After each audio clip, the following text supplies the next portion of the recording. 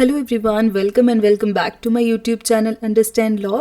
Last video में हमने discuss किया था definition of income and concept of capital and revenue receipt and expenditure. आज हम डिस्कस करेंगे residential status and tax incidence. तो जनरल रूल हमने डिस्कस किया था कि इनकम टैक्स लेवी किया जाता है असेसमेंट ईयर में on the total income of previous year, and according to section 5 the incidence of tax depends upon and is determined with reference to the residential status of an assessee in the previous year। और जो residential status होता है वो हर साल determine करा जाता है because it may be different in different years. अब इम्पॉर्टेंट फैक्ट हम याद रखेंगे कि सिटीजनशिप का रेजिडेंशियल स्टेटस से कोई लेना देना नहीं होता। एक citizen of India income tax के अकॉर्डिंग नॉन रेजिडेंट भी हो सकता है और एक फॉरेनर रेजिडेंट भी हो सकता है। अब हमने इनकम टैक्स के सेक्शन 2 सबसेक्शन 31 में पर्सन की डेफिनेशन करी थी। And for determining the residence of a person in context of Income Tax Act 1961, the categories of a person have been grouped into 4 separate classes, जिसमें सबसे पहले आएंगे हमारे पास इंडिविजुअल, उसके बाद हमारे पास आएंगे Hindu undivided family, firm and association of person, next आएगा हमारे पास कंपनी और उसके बाद 4th कैटेगरी में आएगा एवरी अदर पर्सन। ऑलराइट, तो सबसे पहले हम देखते हैं कि एक इंडिविजुअल को कैसे डिटरमाइन किया जाता है कि वो रेजिडेंट है या नॉन रेजिडेंट है। तो इसके लिए 2 बेसिक रूल्स दिए गए हैं। पहला है पहली कंडीशन है ए, जो stay in India during previous year 182 days. अगर तो कोई इंडिविजुअल प्रीवियस ईयर में 182 डेज या उससे ज़्यादा इंडिया में स्टे करता है तो हम उसे कहते हैं रेजिडेंट। अगर वो पर्सन, बी कंडीशन है हमारे पास कि अगर वो इंडिविजुअल इंडिया में स्टे करता है 60 डेज के लिए इन द प्रीवियस ईयर और पिछले 4 प्रीवियस ईयर में टोटल 365 डेज से ज़्यादा अगर वो इंडिया में स्टे करता है तब भी वो रेजिडेंट है। तो एक इंडिविजुअल को रेजिडेंट होने के लिए इन दोनों में से किसी एक कंडीशन को सेटिस्फाई करना होगा। पहली प्रीवियस ईयर में 182 डेज और दूसरी प्रीवियस ईयर में 60 डेज प्लस 4 प्रीवियस ईयर में 365 डेज। और अगर हम यहाँ पे स्टे का मीनिंग देखें तो स्टे इन इंडिया बोली गई है, यहाँ पे स्टे का ये मतलब नहीं कि वो स्टे कंटिन्यूस फॉर्म में होनी चाहिए। हो सकता है कि वो पार्टली स्टे हो कि इस महीने के 15 दिन, अगले महीने के 20 दिन, मतलब ऐसे हो सकता है कि वो कुछ दिन यहाँ रहे फिर फॉरेन चला जाए फिर आ जाए। तो वो ज़रूरी नहीं कि स्टे कंटिन्यूस हो।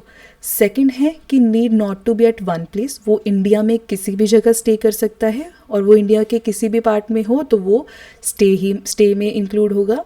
और including the territorial waters of India जो कि है 12 नॉटिकल माइल्स। अब एक केस देख लेते हैं हम, मूसा एस मधु वर्सेस सीआईटी 1973 का केस है। इसमें ये बोला गया है कि जो प्रेजेंस है जिस टाइम पीरियड में इंडिविजुअल इंडिया में स्टे कर रहा है, ज़रूरी नहीं कि वे वॉलंटरी हो सकता है कि वो इनवॉलंटरी हो।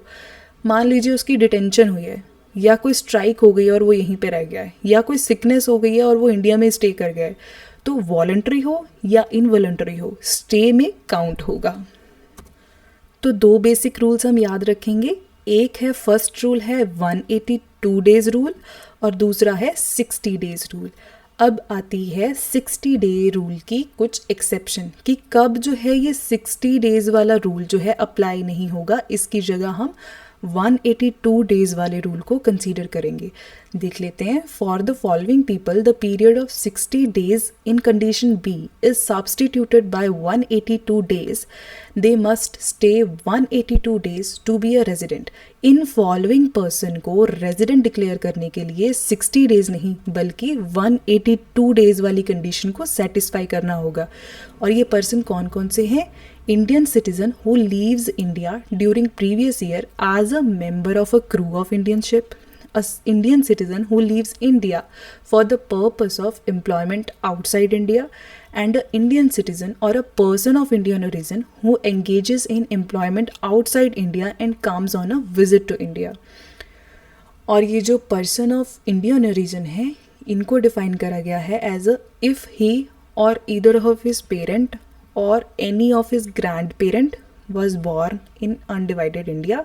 अगर किसी पर्सन के पेरेंट या तो वो खुद या उसके पेरेंट्स या उसके ग्रैंड पेरेंट्स इंडिया में बॉर्न हुए थे अनडिवाइडेड इंडिया में, तो उस पर्सन को कहते हैं हम पर्सन ऑफ इंडियन ओरिजिन। और इन सभी के लिए 60 डेज रूल अप्लाई नहीं होता है। ऑलराइट, अब हमने कुछ बेसिक रूल्स तो देख लिए कि कब कोई इंडिविजुअल जो है वो रेजिडेंट होगा या नॉन रेजिडेंट होगा। अब आता है कि जो रेजिडेंट है उनको भी आगे कैटेगराइज करा गया है एज अ ऑर्डिनरी रेजिडेंट या फिर resident but not ordinary resident, और ये दिया गया है सेक्शन 6 सब सेक्शन 6 में। ये एडिशनल कंडीशंस को अगर तो कोई पर्सन फुलफिल कर रहा है ये दो एडिशनल कंडीशंस को, तो वो हो जाता है ऑर्डिनरी रेजिडेंट। लेकिन अगर वो इन कंडीशंस को फुलफिल नहीं करता है तो वो होता है resident but not ordinary resident. तो ये दो कंडीशन है कि या तो वो पर्सन इंडिविजुअल जो है वो रेजिडेंट इन इंडिया हो in at least 2 out of 10 preceding year. पिछले 10 प्रीवियस ईयर्स में किसी 2 साल में वो क्या हो, रेजिडेंट ऑफ इंडिया हो, या फिर पिछले 7 प्रीवियस ईयर में वो 730 डेज से ज़्यादा इंडिया में रहा हो। जो तो इन दोनों कंडीशंस को फुलफिल करेगा वो होगा ऑर्डिनरी रेजिडेंट, और जो नहीं करेगा वो होगा resident but not ordinary resident. तो यही यहाँ पे लिखा गया है कि पहले तो जो पर्सन बेसिक कंडीशंस फुलफिल करेगा, बेसिक कंडीशन कौन सी, 182 डेज और 60 डेज वाले, प्लस ये एडिशनल कंडीशन फुलफिल करेगा, उसको तो हम बोलेंगे रेजिडेंट एंड ऑर्डिनरी रेजिडेंट। जो बेसिक कंडीशन फुलफिल कर रहा है 182 डेज और 60 प्लस 365 डेज वाली इन 4 ईयर में, उनको फुलफिल कर रहा है, लेकिन इनमें से किसी एक कंडीशन को फुलफिल नहीं कर रहा या दोनों ही कंडीशन को फुलफिल नहीं कर रहा, तो वो इंडिविजुअल क्या होता है, resident but not ordinary resident. और थर्ड आता है नॉन रेजिडेंट, जो बेसिक कंडीशंस को ही फुलफिल नहीं कर रहा, ये वाली बेसिक कंडीशन को फुलफिल नहीं कर रहा, वो होता है हमारा नॉन रेजिडेंट। ठीक है जी, सेकंड देख लेते हैं हम HUF Hindu undivided family firm and association of person, जिनकी रेजिडेंशियल स्टेटस को डिटरमाइन करने का प्रोविजन जो है वो सेक्शन 6 सब सेक्शन 2 में दिया गया है। और इसके लिए एक टेस्ट एस्टैब्लिश करा गया है जिसको हम बोलते हैं द कंट्रोल एंड मैनेजमेंट टेक्स। सिंपल सी लैंग्वेज में अगर हम समझें तो अगर किसी in Hindu undivided family firm या एसोसिएशन ऑफ पर्सन का control and management of affair wholly या पार्टली इंडिया में सिचुएटेड हैं, तब तो वो होंगे रेजिडेंट। लेकिन अगर इनका control and management Holi outside India है तब ये होंगे नॉन रेजिडेंट। और कंट्रोल एंड मैनेजमेंट की अगर हम बात करें, इसका मीनिंग हमें समझना हो तो हम समझ सकते हैं as a head and brain. इसमें क्या होता है कि जो भी डायरेक्टिंग पावर होती है, सिर्फ डे टू डे बिजनेस की पावर नहीं, किसी बिजनेस की directing power, decision making power, जिनको हम डी फैक्टो कंट्रोल भी कहते हैं। एक तो होता है डी ज्योर कंट्रोल और एक होता है डी फैक्टो कंट्रोल, जिसके पास एक्चुअल में अथॉरिटी होती है डिसीजन मेकिंग की और राइट टू मैनेज की। तो अगर तो वो डी फैक्टो कंट्रोल इंडिया में है, होली हो या पार्टली हो, तब तो वो क्या होंगे, रेजिडेंट होंगे। लेकिन अगर उनका de facto control outside India हो, होली आउटसाइड इंडिया हो, तो वो होंगे नॉन रेजिडेंट। अब हम एक एडिशनल कंडीशन देखते हैं और ये कंडीशन सिर्फ HUF के लिए है। जो फर्म है और एसोसिएशन ऑफ पर्सन है, ये या तो रेजिडेंट हो सकते हैं या फिर नॉन रेजिडेंट हो सकते हैं। लेकिन एक HUF एक इंडिविजुअल की तरह रेजिडेंट के आगे भी कैटेगराइज हो सकते हैं एज अ ऑर्डिनरी रेजिडेंट या फिर resident but not ordinary resident. और ये प्रोविजन दिया गया है section 6 sub section 6 clause B में इसमें कहा गया है, इसमें भी सेम रूल दिया गया है कि अगर तो पिछले 10 प्रीसीडिंग प्रीवियस ईयर से वो 2 साल कि नहीं 2 साल वो रेजिडेंट ऑफ इंडिया है, ये और पिछले 7 प्रीवियस ईयर में वो क्या है 730 डेज से ज़्यादा इंडिया में रहे हैं, तब तो वो होंगे ऑर्डिनरी रेजिडेंट, अदरवाइज वो होंगे resident but not ordinary resident. ठीक है जी। तो जो एक HUF है वो तो कैटेगराइज हो सकती है रेजिडेंट में और फिर नॉन रेजिडेंट में, और फर्दर रेजिडेंट में कौन से, ऑर्डिनरी रेजिडेंट या फिर resident but not ordinary resident में। लेकिन जो फर्म है और एसोसिएशन ऑफ पर्सन है वो या सिर्फ रेजिडेंट होंगे या सिर्फ नॉन रेजिडेंट होंगे।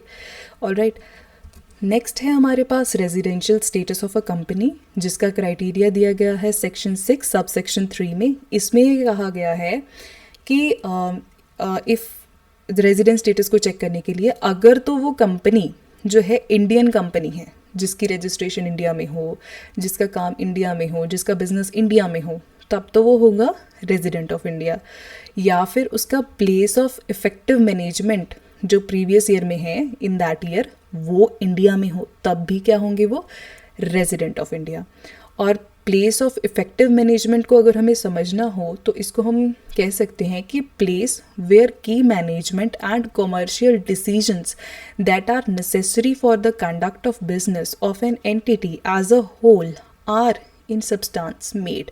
बेसिकली जहाँ कंडक्ट ऑफ बिजनेस के लिए मैनेजमेंट एंड कॉमर्शियल डिसीजन लिए जा रहे हैं उस प्लेस को हम कहते हैं प्लेस ऑफ इफेक्टिव मैनेजमेंट। और अगर किसी कंपनी का place of effective management India में है तो वो क्या होगी रेजिडेंट, अदरवाइज वो क्या होगी नॉन रेजिडेंट। और ये भी हम याद रखेंगे कि ये company can never be A not ordinary resident. एक कंपनी भी सेम फर्म की तरह क्या हो सकती है, या तो सिर्फ रेजिडेंट हो सकती है या नॉन रेजिडेंट हो सकती है। और लास्ट कैटेगरी है हमारे पास एवरी अदर पर्सन, जो इन 3 कैटेगरीज में कवर नहीं हुए हैं। इनके अलावा जो भी पर्सन में है, पर्सन कौन, जो हमारी डेफिनेशन थी सेक्शन 2 सब सेक्शन 31 में, जो उसमें डिफरेंट कैटेगरीज दी गई थी, उन पर्सन में जो यहाँ पे कवर नहीं हुए पिछले 3 में, उन सब की बात हो रही है। तो उनका क्राइटेरिया दिया गया है सेक्शन 6 सब सेक्शन 4 में, और ये कहता है कि resident in every case, her case में वो रेजिडेंट माने जाएंगे, सिर्फ तब रेजिडेंट नहीं माने जाएंगे जब उनका control and management is situated Holi outside India. सिर्फ यही एक कंडीशन है, अगर तो उनका कंट्रोल और मैनेजमेंट जो है वो होली आउटसाइड इंडिया है तब तो वो नॉन रेजिडेंट होंगे। लेकिन अगर फुली या पार्टली इंडिया में है उनका कंट्रोल और मैनेजमेंट, तब उनको हम रेजिडेंट बोलेंगे। ऑलराइट, देन नेक्स्ट है हमारे पास स्कोप ऑफ टोटल इनकम या इंसिडेंस ऑफ टैक्स, जो हमारे पास सेक्शन 5 में गिवन है। तो under this act incident of tax on a tax payer depend on his residential status and also on the place and time of accrual और receipt of income. तो 2 चीज़ों पे एक इंसिडेंस ऑफ टैक्स लाई करता है। पहला रेजिडेंशियल स्टेटस पे, जो हमने पीछे देख लिया कि रेजिडेंशियल स्टेटस कैसे डिटरमाइन होता है, और दूसरा डिपेंड करता है इनकम की टाइप पे, कि इनकम की टाइप क्या है और इनकम जहाँ से आ रही है वो प्लेस कैसा है। इनकम की टाइप में हमारे पास सबसे पहले आता है इनकम रिसीव्ड इन इंडिया। ये जो इनकम पहली बार इंडिया में रिसीव होती हैं उसको बोलते हैं रिसीव्ड इन इंडिया, यानी कि फर्स्ट रिसीव्ड मैटर करता है, लास्ट ट्रांसफ़र मैटर नहीं करता। फॉर एग्जांपल सैलरी जो है वो डायरेक्टली इंडिया बैंक में क्रेडिट हुई तो इनकम रिसीव्ड इन इंडिया है। अगर वो पहले फॉरेन बैंक में रिसीव हुई बाद में इंडिया भेजी गई तो वो इंडिया में रिसीव नहीं मानी जाएगी। और सेकंड होती है इनकम अक्रूड या इनकम अक्रूइंग या अराइजेज इन इंडिया। इसका मतलब होता है कि जहाँ इनकम अर्न होती है वहाँ एक्रू होती है। सिंपल मीनिंग में हम ये कह सकते हैं कि where income is generated. For example salary earn करी गई इंडिया में तो वो क्या है, अक्रूड इन इंडिया है। रेंट फ्रॉम इंडियन प्रॉपर्टी आया है तो वो भी क्या है, अक्रूड इन इंडिया है। Business profit from Indian business है तो वो भी क्या है, अक्रूड इन इंडिया है। ऑलराइट, इसके बाद आता है हमारे पास एक word deemed to be received या deemed to be accrued. Deemed का मतलब क्या होता है कि एक्चुअल में इंडिया में रिसीव या अर्न नहीं हुई है, बट लॉ के अकॉर्डिंग इंडिया में मानी जाएगी। अब वो कैसे? जैसे डीम्ड टू बी रिसीव का अगर हम केस देखें, तो अगर कोई एम्प्लॉयर, मान लीजिए कि वो एम्प्लॉयर इंडिया का नहीं है, लेकिन वो प्रोविडेंट फंड में पैसे, प्रोविडेंट फंड के लिए पैसे दे रहे हैं, ठीक है, तो वो लॉ क्या बोलती है, उनको डीम्ड करती है कि भाई ये क्या है, ये income receive, deem to be receive in India मानी जाएगी। सिमिलरली अगर हम देखें डीम टू बी अक्रूड, इसमें क्या आएगा कि salary for services in India. मान लीजिए इनकम जो है वो फॉरेन से आ रही है, लेकिन सर्विसेज उसकी इंडिया में प्रोवाइड करी जाएगी, इंडिया में प्रोवाइड करी जा रही है, तो वो भी क्या है, deem to be accrued in India. तो हमने देखा income received, income accrued and deem to be received and deem to be accrued. और एक होती है इनकम अक्रूइंग आउटसाइड इंडिया, जो टोटली आउटसाइड इंडिया से इसका रिलेशन है। तो सेक्शन 5 के अकॉर्डिंग इंसिडेंस ऑफ टैक्स किस तरह से होगा, अगर तो इनकम रिसीव्ड या deem to be received in India है for the resident, ordinary resident, या resident but not ordinary resident, या नॉन रेजिडेंट, तब वो इनकम क्या होगी, फुल्ली टैक्सेबल होगी। वहीं अगर इनकम अक्रूइंग या अराइजिंग और deem to arise in India है, तो भी वो इन तीनों के लिए टैक्सेबल होगी। और अगर इनकम अक्रूइंग आउटसाइड इंडिया है, मतलब टोटली आउटसाइड इंडिया है, तब तो जो ऑर्डिनरी रेजिडेंट है उनकी तो इनकम टैक्सेबल होगी, लेकिन जो resident but not ordinary resident है उनकी टैक्सेबल होगी only if derived from business controlled in और प्रोफेशन सेटअप इन इंडिया। अगर तो वो जहाँ से इनकम आ रही है ना, अगर तो वो बिजनेस या प्रोफेशन इंडिया के हैं तब तो टैक्सेबल होगी, लेकिन अगर आउटसाइड से है तब टैक्सेबल नहीं होगी। और नॉन रेजिडेंट के केस में income accruing outside India non taxable है। ऑलराइट, अब नेक्स्ट हम कुछ देख लेते हैं एग्जाम्पल। इन एग्जाम्पल्स में सबसे पहले है हमारे पास इंडिविजुअल स्टेटस, इंडिविजुअल के रेजिडेंशियल स्टेटस की कुछ एग्जांपल्स है, जिसमें पहले है हमारे पास कि एक मिस्टर एक्स है, मान लीजिए वो फॉरेनर है, वो इंडिया में आते हैं और 80 डेज़ यहाँ पे रहते हैं। तो जो हमने बेसिक कंडीशन देखी थी उसमें रूल बी के अकॉर्डिंग वो 60 डेज से ज़्यादा रहे हैं, तो एक कंडीशन तो फुलफिल हो गई। अब ये देखा जाएगा कि पिछले 4 साल में अगर तो वो 365 डेज से ज़्यादा रहे हैं तब तो उनको रेजिडेंट बोलेंगे, अगर वो 365 डेज से कम रहे हैं तो उनको नॉन रेजिडेंट बोलेंगे। सेकेंड एग्जाम्पल है, कोई मिस्टर एक्स है, वो हांगकांग से इंडिया विजिट करने आते हैं और वो अक्टूबर, नवंबर, दिसंबर, जनवरी, फरवरी, मार्च इतने महीने इंडिया में रहते हैं और इनके टोटल डेज़ हो जाते हैं 182 डेज़। तो यहाँ से तो सिंपली उनकी जो कंडीशन, बेसिक कंडीशन हमने देखी थी ए वाली 182 डेज़ वाली, वो फुलफ़िल हो रही है, तो भाई ये तो हो जाएंगे रेजिडेंट। अब फर्दर ये देखा जाएगा कि इनके अगर ये देखा जाएगा कि ये एडिशनल कंडीशन को सेटिस्फाई कर रहे हैं, अगर तो ये एडिशनल कंडीशन को भी सेटिस्फाइड कर जाएं तब तो ये होंगे ऑर्डिनरी रेजिडेंट, वरना ये क्या होंगे, resident but not ordinary resident. Alright, इसी तरीके से ये नेक्स्ट एग्जांपल है जहाँ पे मिस्टर ए हैं, ये पोलैंड के हैं और ये इंडिया में कोई जॉब ज्वाइन कर लेते हैं और ये 182 डेज़ रहते हैं, तो भाई ये रेजिडेंट तो हो गए। अब अगर ये एडिशनल कंडीशन फुलफ़िल करते हैं तब तो ऑर्डिनरी रेजिडेंट हो जाते, लेकिन अब ये नए नए आए हैं, इनको 0 पास्ट डे है, तो ये क्या होंगे, resident but not ordinary resident. यहाँ पे हमारे पास एक एग्जाम्पल है हिंदू अनडिवाइडेड फैमिली की, ये श्रीलंका की बेस्ड है, ठीक है, और ये इंडिया में भी पार्टली बिजनेस कर रहे हैं और भाई पार्टली श्रीलंका में भी काम कर रहे हैं, तो ये रेजिडेंट तो हो जाएंगे, ठीक है, क्योंकि हमने देखा था ना कि होली और partly control and manager in India, तो पार्टली तो ये इंडिया में है तो ये रेजिडेंट तो हो गए। अब कर्ता के स्टेटस के अकॉर्डिंग देखा जाएगा कि अगर तो वो एडिशनल कंडीशन को फुलफिल कर रहे हैं तब तो ऑर्डिनरी रेजिडेंट, अगर एडिशनल कंडीशन को फुलफिल नहीं कर रहे हैं तो resident but not ordinary resident. Alright, इसी तरीके से ये कुछ एग्जांपल्स हैं, इनको आप रीड कर सकते हैं।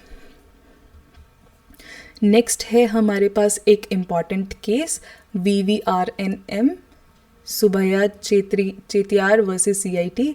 ये बहुत पुराना केस है, इंडिपेंडेंस से पहले का केस है। इसमें बेसिकली क्या था कि जो करता था वो रहता था सेलॉ में, ठीक है, और उसकी कुछ प्रॉपर्टी थी, सेलॉ में भी थी, बर्मा में भी थी, इंडिया में भी, बर्मा म्यांमार इंडिया में भी थी। और वो इंडिया में विजिट करता है 101 डेज़, ठीक है। उसका इंडिया में भी घर होता है, इंडिया के घर में उसकी मदर रह रहे होते हैं और उसकी जो वाइफ एंड चिल्ड्रन हैं वो सेलॉ में रह रहे होते हैं, ठीक है। तो वो एक पार्टनरशिप, जब वो 101 दिन के लिए इंडिया में आता है, यहाँ पे आके एक पार्टनरशिप बिजनेस को जो है वो इस्टेब्लिश कर देता है। अब इशू ये था, जो हमारा अब का सेक्शन है ना, सेक्शन 6 सब सेक्शन 2, ये पहले इसका सिमिलर सेक्शन था 1922 के एक्ट में 4A सब सेक्शन B। तो अब ये बात आ जाती है कि ये जो हिंदू अनडिवाइडेड फैमिली इसने बनाई है, ये रेजिडेंट में आएगी या नॉन रेजिडेंट में आएगी, क्योंकि वो क्लेम कर रहा था कि भाई मैं तो बाहर रहता हूँ, मैं तो इंडिया में रहता नहीं हूँ, और जो इसके बिजनेस का मेन कंट्रोल एंड मैनेजमेंट है वो भी बाहर से होता है, ठीक है, तो वो इंडिया से नहीं होता है, ठीक है। ये क्वेश्चन अराइज हुआ था और इसका केस लगा था बॉम्बे हाई कोर्ट में।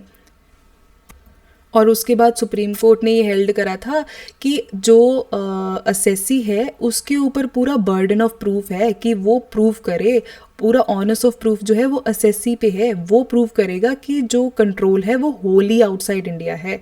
तो इसमें सुप्रीम कोर्ट ने हेल्ड करा था कि कंट्रोल एंड मैनेजमेंट जो है वो हेड और ब्रेन के साथ इसको कंसीडर करेंगे, and mayor presence is not control but act of managing affair from India, starting a business constitutes control. कहते तुम इंडिया में आए, तुमने इंडिया में आके बिजनेस स्टार्ट करा, तो तुम ये कैसे कह सकते हो कि इसका मैनेजमेंट और कंट्रोल जो है वो आउटसाइड हो रहा है। तो acts of managing affair India में ही हैं, और ये ऑनर्स ऑफ प्रूफ एसएससी पर था जो कि इसको अच्छे से प्रूव नहीं कर पाया। तो क्या हुआ, जो HUF इसने बनाई थी उसको रेजिडेंट माना गया। नेक्स्ट इम्पॉर्टेंट केस है हमारे पास Narottam and Parekh limited versus CIT। ये बॉम्बे हाई कोर्ट का केस है। इसमें क्या था कि एक कंपनी थी, वो सिंगापुर की किसी सब्सिडरी कंपनी थी, वो इंडिया में रजिस्टर होती है, इंडिया में काम करते हैं, इंडिया में उनके डायरेक्टर होते हैं, इंडिया में डायरेक्टर्स की मीटिंग होती है, लेकिन वो सब्सिडरी थी किसी फॉरेन कंपनी की। मतलब सब्सिडरी वो फॉरेन कंपनी की है लेकिन रजिस्ट्रेशन उसकी बॉम्बे में हुई है, कंट्रोल एंड मैनेजमेंट उसको बॉम्बे से चल रहा है। तो यहाँ पे भी यही फैक्ट था कि business in Ceylon and register in Bombay and meeting held in Bombay. तो यहाँ पे कोर्ट ने क्या हेल्ड करा था कि determining factor is not where trading is done but where the head and brain directors function. तो वर्डिक्ट यही दिया गया था कि ये भी क्या है, रेजिडेंट है, क्योंकि इनका पूरा कंट्रोल जो है वो बॉम्बे से हो रहा था। अब नेक्स्ट है हमारे पास एक बहुत इम्पॉर्टेंट और लैंडमार्क केस। इस केस ने एक इंडिया की पार्लियामेंट को ये मजबूर कर दिया था कि वो अमेंडमेंट करे, और वो भी रेट्रोस्पेक्टिव बेसिस पे।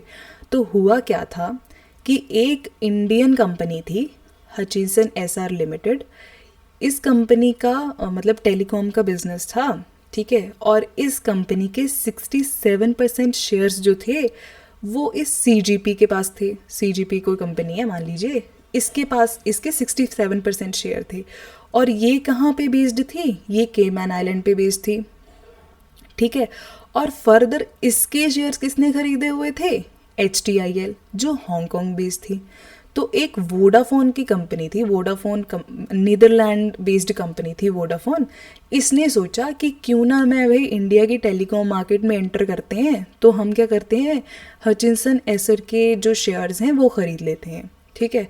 तो वो इन्होंने क्या किया, यहाँ इंडिया में शेयर्स नहीं खरीदे, क्योंकि इसके शेयर कहाँ थे, CGP के पास, और CGP कहाँ है, केमन आइलैंड में।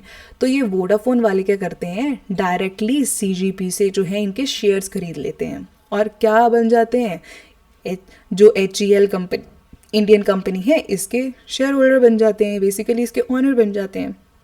लेकिन डायरेक्टली नहीं, इनडायरेक्टली। देखो क्या हो रहा है, पूरी की पूरी ट्रांजैक्शन जो है वो आउटसाइड इंडिया हो रही है, इंडिया में कुछ नहीं हो रहा है। इंडिया में सिर्फ इनका अल्टीमेटली कंट्रोल आ रहा है, लेकिन जो भी शेयर्स परचेज हुए हैं ये आउटसाइड इंडिया हो रहे हैं, ठीक है। तो भाई जहाँ पे रेवेन्यू डिपार्टमेंट ये स्टैंड लेता है कि ट्रांजैक्शन जो है ना, जो इनके बीच में ट्रांजैक्शन हुई है वो ट्रांसफ़र ऑफ एसेट की हुई है जो सिचुएटेड है इंडिया में, इसलिए इन पे सेक्शन 9 सबसेक्शन 1 क्लॉज 1 जो है वो अप्लाई होगा। इनको लुक थ्रू प्रिंसिपल के तहत देखा जाएगा, और ये चाहे ये इनडायरेक्ट हुआ है, इंडिया में डायरेक्टली नहीं हुआ है, लेकिन एसेट्स जो हैं वो इंडिया में सिचुएटेड हुए हैं और उनका ट्रांसफ़र हुआ है। वहीं जो असेसी हैं, जो वोडाफोन कंपनी है, उनका क्या क्लेम था कि भाई सेल ऑफ शेयर जो हैं वो फॉरेन कंपनी के हुए हैं बिटवीन 2 नॉन रेजिडेंट। अब ये भी नॉन रेजिडेंट है, ये भी नॉन रेजिडेंट है, तो no capital asset in India is transfer. India में कुछ हुआ ही नहीं है, सब कुछ बाहर बाहर हुआ है। तो रेवेन्यू डिपार्टमेंट ने क्या किया था, इन पे टैक्स लगा दिया था। ठीक है, तो ये बोल रहे हैं कि हम क्यों टैक्स दें, हम तो फॉरेन कंपनी से शेयर लिए हैं, हम भी नॉन रेजिडेंट है, वो भी नॉन रेजिडेंट है, तो हम इंडिया वालों को टैक्स क्यों दें। ठीक है, तो पहले ये केस जो है वो बॉम्बे हाई कोर्ट में जाता है। उसके बाद बॉम्बे हाई कोर्ट क्या करती है, इनको 2500 करोड़ का जो है वो टैक्स लगा देती है कि भाई वोडाफोन कंपनी को कि आपको ये रेवेन्यू डिपार्टमेंट को पे करने होंगे। फिर वो वोडाफोन कंपनी वाले जो है क्या करते हैं, ये चले जाते हैं सुप्रीम कोर्ट, और सुप्रीम कोर्ट को बोलते हैं कि भाई जो ये सेक्शन 9 सबसेक्शन 1 क्लॉज 1 है, इसमें तो ऐसा कुछ है ही नहीं है कि इनडायरेक्ट ट्रांजैक्शंस पे भी, इनडायरेक्ट ट्रांसफ़र पे भी आप टैक्स लगाओगे। तो जो चीज़ लॉ में ही नहीं है वो अप्लाई कैसे कर दी। हम भी फॉरेनर हैं, जहाँ जिनसे हमने शेयर लिए हैं वो भी नॉन रेजिडेंट है, हम भी नॉन रेजिडेंट है, तो हमारे ऊपर कैसे रेवेन्यू डिपार्टमेंट जो है वो टैक्स लगा सकती है। ठीक है, तो उन्होंने फिर कोर्ट ने भी यही इंटरप्रिटेशन करी कि भाई इसको जो है वो लुक थ्रू प्रिंसिपल के ये नहीं देखा जाएगा, इनडायरेक्टली नहीं देखा जाएगा, सीधा सीधा जो लॉ में लिखा है उसी के अकॉर्डिंग टैक्स कर सकते हैं, उसके अलावा टैक्स नहीं कर सकते हैं। ठीक है, तो फिर यहाँ पे कुछ प्रिंसिपल्स भी सेट हुए कि मान लीजिए control is a mixed question of law and fact, तो holding of share, owning of asset of subsidiary नहीं माना जाता है। उन्होंने सिर्फ शेयर खरीदे हैं, उन्होंने उस कंपनी के एसेट्स नहीं खरीदे हैं, ये भी बात बोली गई यहाँ पे। और ये भी बोला गया कि शेयर जो है वो सेल किए हैं किसी सीजीपी कंपनी ने। ठीक है, तो जो इंडिया में HEL कंपनी है उसके कोई भी एसेट सेल नहीं हुए हैं। ठीक है, तो सीजीपी कंपनी क्या है, फॉरेन कंपनी है। ठीक है, और उसके बाद दोनों ही आउटसाइड इंडिया है, तो ये ट्रांजैक्शन आउटसाइड इंडिया ही हुआ है। तो सुप्रीम कोर्ट ने ये रूलिंग दी इंडियन टैक्स अथॉरिटी को कि उनको नो टेरिटोरियल टैक्स जुरिसडिक्शन है to tax the offshore transaction. जो ऑफशोर ट्रांजैक्शन हुए हैं उनके ऊपर उनकी कोई भी टैक्स जुरिसडिक्शन नहीं है। और सेक्शन 9(1) क्लॉज 1 जो है ये इनडायरेक्ट ट्रांसफ़र को कवर नहीं करता है। और ये भी बोला high court, Bombay high court के डिसीजन को सेटिसाइड करते हुए रेवेन्यू इनकम टैक्स डिपार्टमेंट को ये भी बोला कि जो इन पे 2500 करोड़ का जो टैक्स लगा था आप वो भी रिटर्न कीजिए, और वो भी 4% इंटरेस्ट पे। और फिर गवर्नमेंट का रिएक्शन ये आया, इस लूप होल को रिमूव करने के लिए गवर्नमेंट का रिएक्शन ये आया कि इस केस के बाद गवर्नमेंट ने इनकम टैक्स एक्ट में अमेंडमेंट किया 2012 में, और इंट्रोड्यूस करा एक्सप्लेनेशन 5 टू सेक्शन 9। और इसमें बोला गया कि अगर कोई फॉरेन शेयर की वैल्यू इंडिया से डिराइव होती है तो वो इंडिया में टैक्सेबल होंगे, और इसको बोलते हैं इनडायरेक्ट ट्रांसफ़र रूल। तो Vodafone case held that offshore share transfer cannot be taxed in India unless law specially provide। ठीक है, तो इस केस को हम याद रखेंगे क्योंकि इसने एक रेट्रोस्पेक्टिव अमेंडमेंट करवा दी थी पूरे के पूरे एक्ट में। ऑलराइट, तो आज की वीडियो के लिए बस इतना ही। आज की वीडियो के PDF आपको मिलेगा हमारे टेलीग्राम चैनल में, जिसका लिंक है पिंड कमेंट में। And thank you for watching this video. I hope you liked today's lecture. If you found this lecture helpful, do not forget to like, share, subscribe to the channel Understand Law for more easy law lecture. See you in the next video. तब तक के लिए be positive and stay happy.